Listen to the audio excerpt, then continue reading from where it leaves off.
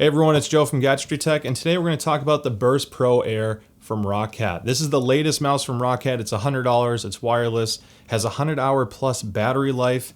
It takes everything I liked about the Burst Pro and makes it wireless, but there's actually a hidden upgrade as well.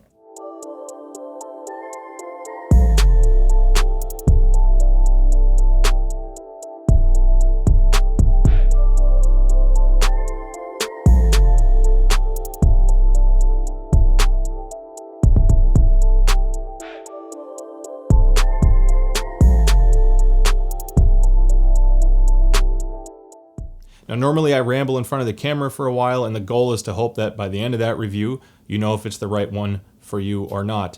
This one's going to be a little bit different. Mice can get kind of technical. I'm going to obviously talk about my experience with it, but I also want to show you some specs to see how the Burst Pro Air stacks up against the rest of the ROCCAT line, and hopefully you can use that information to compare it against other mice you might be interested in to, again, help make sure you make the right decision at the end of this review. If you find this review is helpful and this is the right one for you, I'll have a link in the description below. It's a generic Amazon affiliate link to purchase this. It does support the channel, but it's no special kickbacks from ROCCAT. This was sent to me for review, but as you know with the channel, that never sways what we say about the products we receive. So with that being said, now it's time to show you that little Excel spreadsheet I made so you can see the difference about how this looks compared to all the others. All right, so I can't believe we've done this, but we have resorted to an Excel spreadsheet to show some specs. I know it's not the prettiest, but this is the best way I can give you all this information because it's pretty important to understand what you're getting.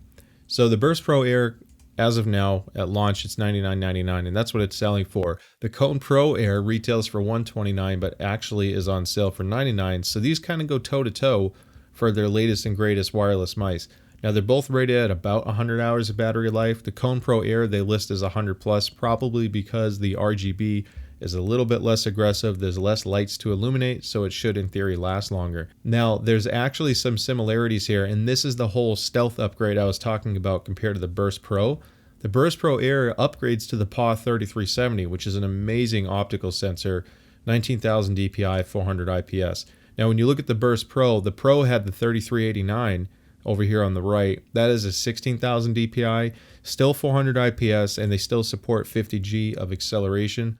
So as far as your maximum tracking speed and movement from a stop to full speed, all that good stuff, the Burst Pro was still excellent. The Burst Pro Air just actually upgrades it. So if you like the Burst Pro lighting, but you want the best possible sensor, believe it or not, using the Pro Air in wired mode is the best version of the Burst Pro right now. Now, I do want to point out that every single new ROCCAT mouse uses the Titan optical switches. These are rated for 100 million clicks, which compared to some other competitors listing them closer to 20 million, etc. This is a very reliable switch. It's also very fast acting, and I think they dialed in the switch mechanics well to still feel like a natural switch. Now, the Kone Pro, the only thing I didn't like about the Kone Pro, both the Air and the corded version, is the DPI switcher is on the bottom. That changes the profile of the mouse, which is your DPI. However, those mice are obviously light. When you look at the weight, the Kone Pro Air is 75 grams versus the 81 on the Burst Pro Air. So if you're looking for the lightest mouse from ROCCAT that has all of these specs, just go with the Kone Pro Air. Now, the button count's the same. The layout's very similar to each other. You get more RGB zones, as I said earlier, and they all have the Virgin heat-treated PTFE glides, with exception of the Burst Core, way down here on the right, which is also a much less expensive mouse at $35, has a lower powered or a lower quality sensor using the PMW 3331, which has about half the DPI, less IPS, less acceleration, etc. It's not a bad mouse. You got to keep in mind at $35, it's a great value, but it does not compare to the more expensive ones here on the left. Now, the Burst Pro, Burst Core are all symmetrical in design as far as the layout goes, so they look and feel very similar, and then the cones, again, very similar to each other with their ergonomic shape. They are also all NVIDIA Reflex ready, with exception of the Burst Core.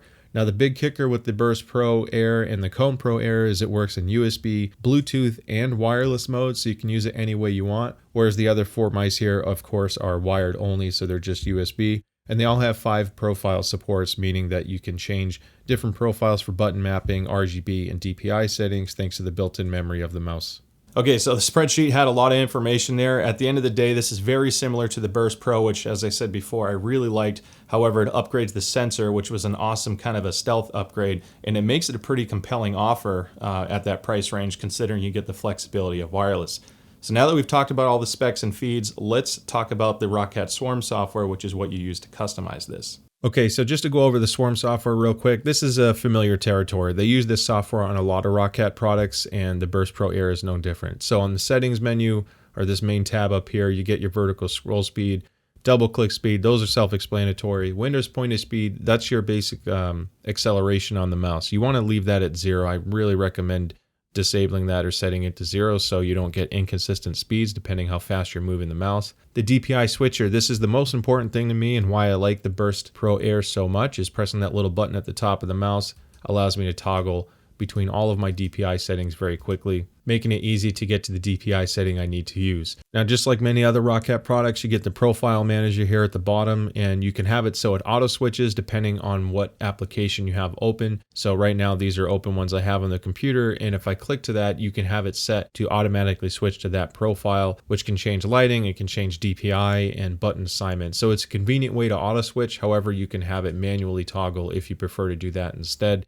It's just a nice feature add. Going over to button assignment, this is really a 6-button mouse. I don't really count scroll up and down as buttons. I use that function as scroll. You can obviously assign it however you want, but in the end of the day, as far as buttons you actually click, that's what it is. Now you can reapply or reassign a button to easy shift, and by doing that, that then means every other button can have a secondary function.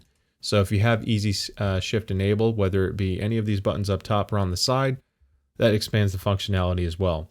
Now going into the illumination. So fully lit, I went to custom here just so I can show you the 4 zones. If you set different themes or use AMO and I hit apply, those zones will disappear. So AMO is basically going to synchronize the mouse lighting to your ROCCAT keyboard so they all kind of flow with the same gradients, and it reacts to key presses, different movement, etc. So it's a nice tie-in. I like using AMO the most. However, if you go fully lit or pulsing, you can choose gradients or you can build your own and kind of make it yours. So I like that feature either way, or the other one, by the way, because this is the wireless, you can actually have it use lights to show your battery life too, which is cool. So going into the advanced settings, you have your battery status, which is great. You can see that here. Now you can enable show status as tray icon, which I did, but it just shows a mouse icon. It doesn't show the battery life. It just shows the mouse itself. Hovering over it will show you the battery life. Here you see the signal strength, and then energy saving. We'll do some power management on the sensor to save battery life if there's no movement. The LED timeout, speaking of battery life, on the bottom right here, you can have it set to turn off the light of your mouse while it's being used if it hasn't been moved around after a certain period of time. So I like that effect. The setting is not none. Off means that after 15 minutes, it turns the lights off. Otherwise, you can have it do other light patterns after 15 minutes as well if you want to keep it on. Distance control unit. If you set it to very low, you're at 1 millimeter and low is 2 millimeters. And of course, you can do your calibrations or set custom distance there. Now, angle snapping is an interesting feature. It basically locks the mouse movement. So when you're going left and right, there's no up or down movement. That can help with certain games, but obviously it's not required and you can still have natural movement, no problem. Typically, you want to leave that off, but you can always experiment. And last, you have polling rate. Just leave this at 1000 hertz. The other ones are going to have higher latency. I suppose you can have better battery life, but to me, there's no other benefit to doing that. So leave this at 1000 to have your fastest refresh rate you can get. So just like the other ROCCAT mice, not a lot of unique things. It doesn't change so much on the software and customization side, which is good because it's a tried and true software that just works. You can do the RGB, you can synchronize it to the other ROCCAT hardware you may already own or peripherals, and it lets you kind of set it up to work to your liking, provided it has the buttons and shape that you like, of course. So at the end of the day, I think what was great for me is I like the convenience of the wireless. I like that I can use it in a wired mode. So unlike some other mice that are wireless, they don't fall back on USB for data.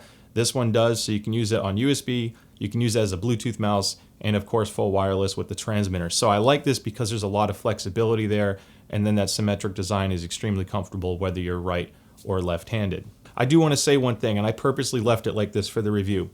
They come with a blue film on it. If you see a blue film, you did not peel the film off. That is a protective film because these are the heat-treated virgin PTFE glides. That is as smooth as it gets. It has the lowest coefficient of drag, and you want to peel it off prior to using it. So make sure you peel it off, make sure you see white. That's a good sign.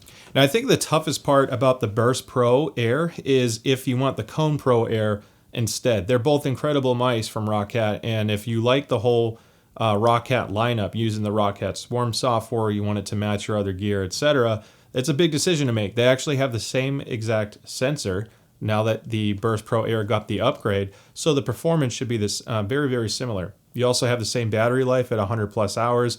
The Burst Pro Air is basically giving you more RGB. So if you like that honeycomb look, maybe you have the Sin Pro Air and you want it to match, then the Burst Pro is better. It's also symmetrical. So depending on your grip preference, the Burst Pro might be better for you as well. Now the Kone Pro Air has two different advantages. So it has, again, same sensor performance. It's a little bit more ergonomic. So if you are right-handed and you like the larger mouse, the Kone Pro Air is just going to give you a little bit more support in your hand to have a more natural palm grip. Now the other part is the Kone Pro Air is slightly lighter. So if you want a lighter mouse, the lightest possible mouse you can get from ROCCAT that gives you these kind of features, then the Kone Pro Air is better. They are very similar to each other. I didn't find that this was heavy enough to actually make me better or worse at FPS, so you have to factor that in too. It's like, yeah, it's heavier, unless you're a pro player, and that makes a big enough difference to you to know the difference of what 5 grams will do, or approximately 5 grams. That's on you. Now the other thing, so one of the things, it's such a simple reason why I like the Burst Pro a lot, is the DPI switches on top. I change the DPI a lot because if I'm doing Photoshop or Adobe Premiere, I love being able to toggle a low DPI versus high DPI for something as simple as that. Also on Call of Duty, my mouse settings for that make it fairly sensitive. Obviously you can change it in-game, but I typically run a higher DPI when I'm using my desktop because of the multi-screen, but I want to drop it when I'm in Call of Duty. So having the ability to switch through your 5 profiles with the top, as opposed to picking it up and toggling it and then checking your lighting color because you can set your profile by light, it's a little bit more cumbersome. So I think the Kone Pro Air and the Burst Pro Air both have pros and cons. It's just a matter of what's more important to you. And to me, that's the hardest decision to make, if this is the best one or not. Now, I really like the materials that they chose. This is kind of, ROCCAT's been following the same winning philosophy for their mouse materials. They have a textured plastic on the mouse, which gives a really, really nice grip without being this rubberized coating. I can't stand rubberized coatings on devices where you constantly hold. They get oily, they can flake, they can start getting sticky. It just does not hold up well. And ROCCAT's big push is reliability because, one, they have a pretty large battery life, and then also you have the Titan optical switches, which are rated for 100 million clicks. Most competitors are like 20 to 40 million clicks. So I love the switch technology because it should be very durable. You shouldn't get that accidental double click after a lot of abuse. So, to me, I like the materials. That's the path I would go, but it's something to also consider is if you like that feel or not. The texture is super minor. It does give you a little bit more grip, but it's not rough in any way. You don't really tell when you're playing. So I've had the same difficult conundrum for a while with mice. I love my Kone XP. That's my primary mouse because I love the buttons and I love the shape. Therefore, I typically favor the Kone Pro Air if I were going down the wireless route. The problem with it is, again, the DPI setting on the bottom, to me, I'm not a huge fan of. I like being quick and instant. So if I were going the wireless route, I'd probably still use the Burst Pro Air. It's at the end of the day, you have to decide what's important for you for a mouse. There's other companies out there, obviously, that may have the same or better specs at the same price range, but they don't have the same switch durability, or they lack RGB or a nice customizable software suite. So there's a lot of things to consider on what the right mouse is. I'm not trying to tell you which one to go buy. I really like the Burst Pro Air because for my setup, the conundrum I have is I love my Kone XP, but it's wired. I like having less clutter on my desk. I have a lot of audio equipment I'm constantly testing. And if I can quickly clear out my desk, or when I'm taking photos, I don't have extra wires everywhere. I like a wireless mouse, and the latency is so close to using a hardwired mouse that it's not hurting me when I'm playing games like Call of Duty. Conversely, if I need that maximum reduction in latency, if I want the fastest possible input sensitivity I can get, then I just plug in with the USB cable it includes. It actually uses the same exact braided cable as the Kone XP. So it's a good cable. I had no problems with it, and I like the mouse. Hopefully you found this review helpful and you can decide if this is the right one for you or not. Don't forget, I'll have a link in the description below. It'll take you to Amazon if you want to buy it and support the channel. Great. If not, like I said, get it wherever and however you like. Don't forget to like and subscribe. Thank you so much for the growth. My channel's been growing a ton, so thank you all for that. And with that being said, I'll see you next time. Bye.